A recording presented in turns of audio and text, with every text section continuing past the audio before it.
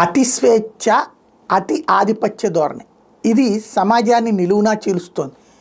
పెళ్ళిళ్ళైనా సరే కాపురాలు చేయని వాళ్ళు, లేదంటే నాకు సరిపడా నేను కోరుకున్నంతటి సుఖాలుంటే తప్పించి రాననే భార్యలు, నాకు అనుగుణంగా సంపాదన నుండి భార్యకి పోషించగలిగినప్పుడే తీసుకెళ్తానే భర్తలు, రకరకాల చిత్ర విచిత్ర పరిణామాల మధ్యన పెళ్ళిళ్ళయ్యి విడాకులు తీసుకుంటున్న వాళ్ళు, పెళ్ళిళ్ళయ్యి విడిగా ఉంటున్న వాళ్ళ సంఖ్య పెరిగిపోతుంది.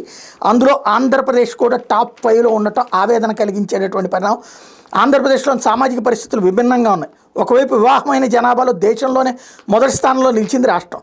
మరోవైపు భర్తలు పోయినటువంటి వితంతువులు, అలాగే భార్యలు పోయినటువంటి భర్తలు, విడాకులు తీసుకున్న విడిగా ఉంటున్నటువంటి వాళ్ళల్లో ఏకంగా భారత్లో 3వ స్థానానికి చేరుకుంది 5%తో.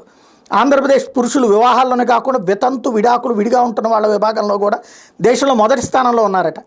మరోవైపు వివాహమైన మహిళల్లో అత్యధికంగా కేరళ, హిమాచల్ ప్రదేశ్ తర్వాత 3వ స్థానంలో నిలిచింది. ఈవెన్ లేడీస్ విషయంలో కూడా అతివులు వితంతు విడాకులు విడిగా ఉంటున్న వాళ్ళ విభాగంలో 4వ స్థానంలో ఉన్నారు. కేంద్రం తాజాగా విడుదల చేసిన శాంపుల్ రిజిస్ట్రేషన్ సిస్టమ్ నివేదిక వివరాలు తెలియజేస్తుంది. దీని ప్రకారం పెళ్ళైన వాళ్ళలో ఆంధ్రప్రదేశ్ది 51.7% దేశంలో మొదటి స్థానం అయితే, బీహార్ 39.4% చివరి స్థానంలో ఉంది. జాతీయ స్థాయిలో పెళ్లి కాని వాళ్ళు 51.2%, పెళ్ళైన వాళ్ళు 45.5%, వితంతు విడాకులు విడిగా ఉంటున్న వాళ్ళు 3.3% మంది ఉన్నారట.